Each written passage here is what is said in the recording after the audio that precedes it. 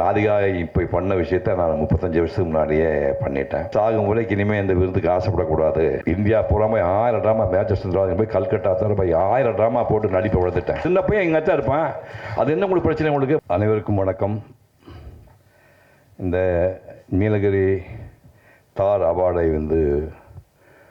ஏற்பாடு செய்து வழங்க இருக்கின்ற ஜோஸ்பின் டேவிட் அவர்களுக்கும், திரைப்படத்துறை சார்ந்து மேடையில் பல பேர் எதிர்பாராதவங்களாம் வந்திருக்காங்க. சிவி குமார் என் பிள்ளைங்க மாதிரி பல பேர் இருக்காங்க. ஞானவேலு, எஸ்ஆர் பிரபுன்னு அவங்க கூடவே நிறையா படங்கள் எடுத்தேன்னு சொல்லும்போது இங்கே பார்க்கும்போது ஃபஸ்ட் டைம் பார்க்குறேன். எனக்கு ரொம்ப சந்தோஷமாக இருக்குது. அதே மாதிரி எஸ்எஸ் குமரன் இசையமைப்பாளர், அவருடைய இசையெல்லாம் கேட்கணும். ஏன்னா நான் முந்தின தலைமுறை இருந்தாலும் எனக்கு அதெல்லாம் தெரியாமல் இருக்குது. அப்புறம் ஆத்மா பாட்டிக்கு அவன் சான்ஸ் கொடுக்கலாம். அவன் அருமையான இன்னும் சின்ன வயசாக நான் பார்த்து உயர்த்த பார்த்து பயந்துடாதீங்க. பட் இன்னும் கேமரா வைக்கும்போது நீங்கள் கூட கதாநாயகி வச்சிங்கன்னா அவன் மூஞ்சி தெரியும் போது இவன் இடுப்பு தான் தெரியும். அப்போ இவன் மூஞ்சி வச்சா கதாநாயகி உருவமே தெரியாது. கொஞ்சம் கீழே அவனை படுக்க வச்சு கதாநாயகி பக்கத்தில் உட்கார வச்சு ஷூட் பண்ணிக்கலாம். அந்த மாதிரி ஒரு அப்போ வாய்ப்பு தயவு செய்து அவர் கொடுங்க.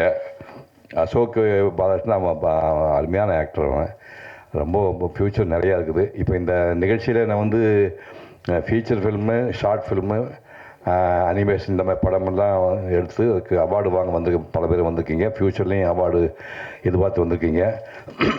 ஜோஸ்பின் முதலே சொன்னாங்க, இந்த மாதிரி ஒர்க்கெல்லாம் சீக்கிரமாக மரியாதை கிடைக்காது. இப்போ பொதுமக்கள் இடத்துலையோ பள்ளிக்கூடத்துலையோ கல்லூரிலையோ அதுக்கு அங்கீகாரம் கம்மியாக தான் இருக்குது. பட் அதுக்கு ஹெல்ப் பண்ணத்தான் இந்த நிகழ்ச்சியை ஆரம்பிக்கன்னு சொல்கிறாங்க. பயந்துடாதீங்க, அது எல்லாமே எடுத்தோடனே கிடச்சிடாது.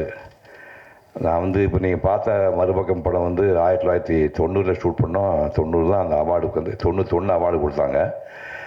அந்த மேக்கப்பு சமாச்சாரம் பார்த்தீங்களா, அந்த பல்லெல்லாம் இன்றைக்கி சாதாரண இப்போ ராதிகா பண்ணியிருக்கு. இந்த படத்தில் தாய் கிழவியில் பண்ணியிருக்கு. இது 35 வருஷத்துக்கு அப்புறம் பண்ணியிருக்காங்க. இதை நான் அந்த 35 வருஷத்துக்கு முன்னாடியே இப்போ மேக்கப் போட்டு இந்த பல்லெல்லாம் எடுத்து ஒட்டுறலாம். பல்லை எடுத்து ஒட்டி இங்கெல்லாம் ஸ்கின்னெல்லாம் டோட்டலாக மாற்றி படம் பண்ணேன். ராதிகா இப்போ பண்ண விஷயத்த நான் 35 வருஷத்துக்கு முன்னாடியே பண்ணிட்டேன். அதாவது தமிழ் சினிமா அந்த 1991 கணக்கு வச்சு பார்த்தா அதுக்கு முன்னாடி 75 வருஷமாக தமிழ் சினிமா இருக்குது. அதில் முதல்ல கோல்டன் லோட்டஸ் தங்கத்தாமரை விருது வாங்கின நல்ல எல்லாமே பிராந்திய விருது தான் ஞாபகம் வச்சுக்கணும். மொழிக்காக வாங்கினதா தங்கத்தாமரை விருதுங்கிறது உச்சம். அது வாங்கின தமிழ் சினிமா வரலாற்றையே இன்னைக்கு வரைக்கும் முதல் படம் மறுபக்கம் தான். 7:30 மணிக்கு 7:15 சொல்கிறாங்க சிறந்த படம் மறுபக்கம் சிறந்த நடிகர் சிவகுமார்னு. 7:20 சொல்கிறாங்க சிறந்த படம் மறுபக்கம் சிறந்த நடிகர் சிவகுமார்னு. 7:25 சொல்கிறாங்க சிறந்த படம் மறுபக்கம் சிறந்த நடிகர் சிவகுமார்னு. 7:30 சொல்கிறாங்க சிறந்த நடிகர் மறுபக்கம் சிறந்த நடிகர் அமிதாப் பச்சன்றாங்க. இவ்வளோ மேட்ரு. அப்போ தான் முடிவு பண்ண சாகும் முறைக்கு இனிமேல் இந்த விருதுக்கு ஆசைப்படக்கூடாது அப்படின்னு விருது வாங்கிட்டான். அதுக்கப்புறம் 2005 ஏன்டா நடிக்க நிறுத்தின்னு கேட்டாங்க. நடித்து போர் அடிச்சு போச்சு. இனிமேல் கொடுத்து என்ன கொடுக்க போகிறீங்க? இந்த பக்கம் வெள்ளை முடிங்க போய் கிரே வச்சு அதை வச்சு தாத்தா விஷயம் கொடுக்க போகிறீங்க. அதெல்லாம் வேண்டான்னு சொல்லிட்டு தான் நான் பேச்சாளனாக மாறினேன். பேச்சாளனாக மாறி 67 வயசில் 10,000 பாட்டு உள்ள கம்பராமாயணம் 10,000 பாட்டு 1000 மாதம் வரைக்கும் 1100 ஆக்கி 100 பாட்டை நீங்கள் சொல்லணும். வாயில் சொல்லிட்டு இருக்கணும். 100 பாட்டு மனப்பாடமாக சொல்லணும். பாட்டு முடியும் போது கம்பராமாயண கதை மொத்தத்தையும் சொல்லிடணும். புரிஞ்சுட்டிங்களா? நெட்டில் போய் கம்பனின் காதலன் சிவகுமார்னு நெட்டில் ஓப்பன் பண்ணுங்கள். 10 சாப்டர் வருது. புரியுது உங்களுக்கு? ஒரு பாட்டு சொல்கிறேன். 67 வயசில் இந்த பையன் உட்காந்துருக்கான். நந்தா பைசா அவன் புஸ்தகம் கூட 8ஆம் தேதி வெளியிட போகிறாங்க. மாணிக்கம் அந்த படம் பார்த்தா ப்ரிவியூலே நான் பாராட்டி பேசினேன். சமுத்திரகனி பாராட்டினேன், தம்பியும் பாராட்டி பேசினேன். அது ஒரு மிகச்சிறந்த படம். உலகளவுலேயே நிறைய அவார்டுகள் வாங்கின படம். அதை இப்போ சிந்து பைரவி பருத்தி வீரனுக்கு பூக்கிற மாதிரி அது புத்தகமாக போடுறாரு. அந்த திரைக்கதை வாசனை மொத்தத்தையும் புத்தகமாக போட்டு 8ஆம் தேதி ரிலீஸ் பண்ணுறாரு. இவர் மகாபெரிய கலைஞர். அதாவது எல்லா படம் எடுக்கலாம். அந்த வாழ்க்கை சம்மந்தப்பட்டு நம்ம வாழ்க்கையை அடிப்படையை ஒட்டி படம் எடுக்கிறது பெரிய விஷயம். அது ஒரு மகத்தான படம். அந்த படம் எடுத்த மனுஷன் இங்கே வந்திருக்கான். இப்படி ஆரம்பித்து கம்பராமாயணம் 10,000 பாட்டு 67 வயசு ஞாபகம் வச்சுக்கிங்க. இவங்க யார் 67 வயசு இருக்கீங்க? ஒருத்தங்க கிடையாது. எல்லாம் பொடி பசங்க தான் இருக்கீங்க. இங்கே கீழே 67 வயசாக இருக்குது. அதான் ஐயா உங்கள் வயசு உங்களுக்கு என்ன வயசாகுது? 71. உட்காருங்க. உங்களுக்கு இன்னும் 2 வருஷம் 84. இப்போ நீங்கள் நாளைக்கு திருக்குறள் 3 வருஷம் ஆராய்ச்சி பண்ணி 4 மணி நேரம் 10,000 பேர் முன்னாடி நான் ஸ்டாப்பாக பேசியிருக்கிறேன். நீங்கள் உங்களுக்கு சான்ஸுக்கு ட்ரை பண்ணீங்களா? திருக்குறள் 4 மணி நேரம் 10,000 பேர் முன்னாடி பேப்பர் மசிலாம் நீ பேசணும். ட்ரை பண்ணிங்கன்னா வயசு நான் 50 ஆயிடுச்சு, ஓகே தான். நான் 81 வயசில் 10,000 பேர் முன்னாடி பேசினேன். இப்போ எல்லாமே படித்த பசங்க தான். 2 பாட்டு சொல்கிறா, திருப்பி சொல்லி பாருங்க. யாராவது ஒருத்தர் சொல்லுங்கள், உண்மையிலேயே பாக்கெட்டில் காசு வச்சுருக்கேன், கொடுக்குறேன். வெய்யோனுடைய தன்மையன் விரிசோதியின் மறைய பொய்யோ எனும் இடையாளோடும் இளையானோடும் போனான் மையோ மரகதமோ மறிகடலோ மழைமுகிலோ ஐயோ இவன் வடிவென்பதோர் அழியா அழகுடையான். திருப்பி சொல்லுங்க யாராவது. திரும்ப 1000 ரூபா கொடுக்குறேன். அதை விட எளிமையான பாட்டு சொல்ல, வல்லறக்கரின் மால்வரை போய் விழுந்து அல்லறக்கின் உருக்கடல் காட்டு அதற்கு கல்லறக்கும் கடுமை இல்லை என் சில்லறை கொண்ட சேவடி போதென்றான். இது என்ன அர்த்தம் சொன்னாலும் 1000 ரூபா கொடுக்குறேன். நந்தா பெரியசாமி சொல்கிறா தம்பி, வம்பு இருக்குங்க இல்லையா? சரி, இதெல்லாம் நான் பண்ணேன். அந்த மறுபக்கம் நான் கடைசி வினாடியில் அது போயிடுச்சு. அந்த அவார்டு போயிடுச்சு, நம்ம அதுக்குள்ளே போக வேண்டாம். அப்போ தான் இந்த அவார்டு வெற்றி பாராட்ட மறந்து தொழில் பண்ண ஆரம்பிச்சு தான் நான் இப்போ 81 வயதில் 2002 10,000 பேர் முன்னாடி திருக்குறளை ஒரே நிகழ்த்தினேன். இப்போ அதை இப்போ நம்ம போட்டுட்ருக்க முடியாது. இப்போ நான் என்னோட ஒரே ஒரு விருப்பம் என்னென்னா, நீங்கள் யாருமே வருத்தப்படாதீங்க. நமக்கு என்ன இப்போ டாக்குமெண்ட்ரிங்கிறாங்க, டாக்குமெண்ட்ரி ஃபீச்சர் ஃபிலிம் கஷ்டம். நீங்கள் 5 லட்சம் ரூபா இப்போ சின்ன தொகை நினச்சிக்காதீங்க. சிவகுமாரோட முதல் படத்துக்கு என்ன காசு அப்படின்னு தெரியுமா? 3 லட்சம் ரூபா. அது அந்த ஃபிலிம் அப்போ அந்த Kodak film black and white 250 ரூபா. ஒரு ஃபிலிம் ரோல் 250 ரூபா. 1965 ஒரு ஃபிலிம் ரோல். ஒரு படம் எடுக்கிறதுக்கு மொத்த செலவு 3 லட்சம் ரூபா தான் ஆகும். கலர் படம்லாம் வந்ததுக்கப்புறம் சிவகுமார் 100வது படத்துக்கு என்ன காசு தெரியுமா? Negative issue. 100வது படத்துக்கு குமாருக்கு தெரியவருக்கு 100வது படத்துக்கு ஒரு படத்தை எழுத்து முடிப்புக்கான செலவு 9 லட்சம் ரூபா. இன்றைக்கி ஒரு மேக்கப் மேனுக்கு 10 லட்சம் கொடுத்தா தான் வரங்கிறான், இல்லை வரமாட்டேங்கிறான். எனக்கு சம்பளம் 100வது படத்துக்கு சம்பளம் 100வது படத்துக்கு சம்பளம் 25,000 ரூபா. அந்த 25 ரூபா சம்பளத்தை வாங்கி ஒரு பைசா கூட தொடாமல் அப்படியே எம்ஜிஆர் முதலமைச்சராக இருந்தார். அவர்கிட்ட அந்த பணத்தை கையில் கொடுத்து ஆசீர்வாதம் பண்ண சொல்லி சிவகுமார் கல்வி அறக்கட்டளை அப்படின்னு 1979 24ஆம் தேதி ஸ்டார்ட் பண்ணி 25 வருடங்கள், அதாவது 25 ரூபாய்க்கு 1979 வட்டி எவ்வளோ தெரியுமா? வருஷத்துக்கு 2250 ரூபா வட்டி வரும். அதை நான் பிரித்து தொடவே இல்லை கைஸ் கையில்.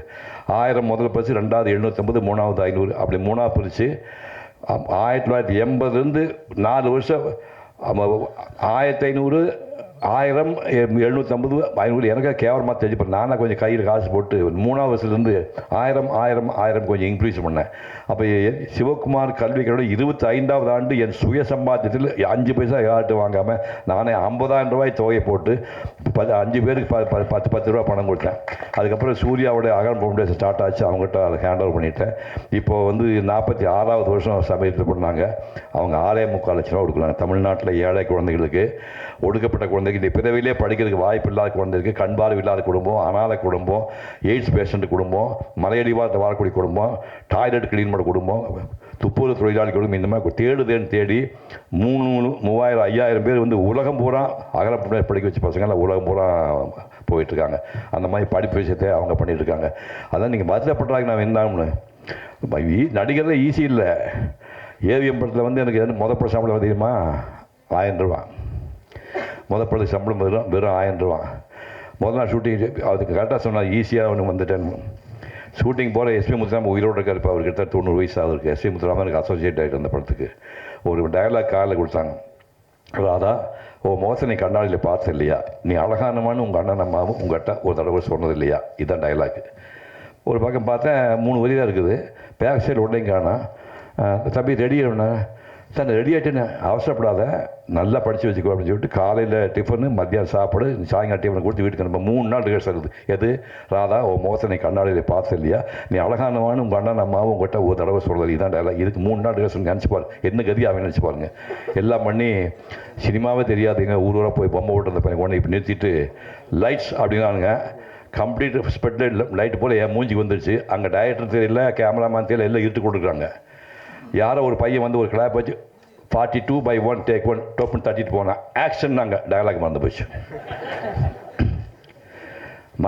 இருட்டாக இருக்குது. டைரக்டர் பயங்கரமாக அவரு பாட்டுக்கு மாதிரி 6 அடி 2 6 அடி 3 திருலோஸ் வந்துடு. அவர் ஆக்ஷன் அப்படின்னா டோட்டல் டயலாக் மறந்து போச்சு. ராதா ஓ மோத்தனை கண்ணாடியில் பார்த்துக்கன்னு சொல்லணுமா, ராதா நீ ஓ மோத்த கண்ணாடி பார்த்துன்னு சொன்னால் குழப்பம். டேக் 2 நாங்கள் முடிஞ்சு 3 தடவை எடுத்தாங்க. 3 தடவை கன்ஃபியூஸாக வரவே மாட்டேங்க, அழுதுட்டு இருக்கேன் நான். அப்புறம் சார் நான் இந்த டைலாக் மட்டும் வர மாட்டேன் சார், 3 நாள் ரிஹர்சல் பண்ணி கொண்டு விட்டாங்க சார்.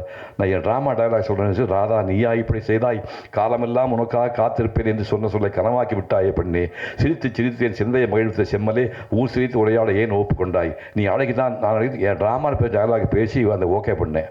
அப்படியெல்லாம் துன்பப்பட்டு தான் நாங்கள் வந்திருக்கோம். சிவகுமார் டக்குன்னு வேந்து உட்காந்து நினச்சிக்காதீங்க. 1000 ட்ராமா இந்தியா பூராமே 1000 ட்ராமா, மேட்சஸ் போய் கல்கட்டா தவிர போய் 1000 ட்ராமா போட்டு நடிப்பை வளர்த்துட்டேன். சும்மா நடிப்புலாம் வந்து சீமந்த காயின்லாம் நடிப்பு வந்துடாது, புரியுது உங்களுக்கு. உலகப்போட்டி இனிமேல் எம்ஜிஆர் மாதிரி ஒரு நடிகன் இந்த மண்ணில் பிறக்க முடியாது. ஒரு நடிகன் ஒரு 4ஆம் கிளாஸ் படித்த நடிகன் 4 ஆண்டு போனார், இன்னொரு எம்ஜிஆர் பிறக்க முடியாது. உலகத்திலேயே சிவாஜி மாதிரி வேஷம் போட்டாலும் இனிமேல் பார்க்கவே உலகத்திலே பெரிய நடிகன். அவங்க எல்லாம் நமக்கு முன்னாடி வாழ்ந்துட்டு பெரிய சாதனை பண்ணிட்டு, எம்ஜிஆர் 71 வயசுலேயும் சிவாஜி அவர்கள் 72 வயசுலேயும் போயிட்டாங்க. இந்த பொடி பையன் 84 முடிஞ்சு 85 வாழ்ந்துட்டுருக்குறேன், புரியுது உனக்கு. இது பெரிய சாதனை இல்லை, இதில் சாதனை இல்லை.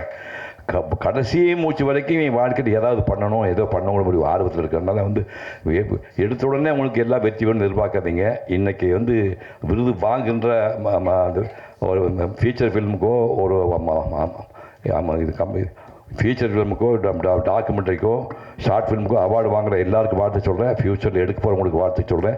இந்த நிகழ்ச்சியில் உங்களை எல்லாம் சந்திக்கிற வாய்ப்பு கொடுத்ததுக்கு நன்றி தெரிவித்து விடைபெறுகிறேன். வணக்கம். Thank you sir. சார் ஒரே ஒரு கேள்வி, எப்படி சார் இன்னும் இவ்வளோ இளமையாக இருக்கீங்க? ஏன்டா சின்ன பையன் எங்கே தான்டா இருப்பாங்க, உங்களுக்கு என்ன பிரச்சனை இல்லை? இந்த கேள்வி நான் கேட்கல. என்ன பிரச்சனை உங்களுக்கு? இன்னும் சின்ன பையன் எங்கே தான் இருப்பான், அது என்ன உங்களுக்கு பிரச்சனை? உங்களுக்கு வயசானா 80 வயசான கிழவனா தெரியுமா? இல்லை அவர் வந்து 67 வயசு பின்னாடி பார்க்குறது 84 வயசு, அவர் வயசாக தெரியும். நான் சின்ன பையன் தான்டா, எனக்கு என்ன பிரச்சனை உங்களுக்கு? ஐயோ போங்கடா.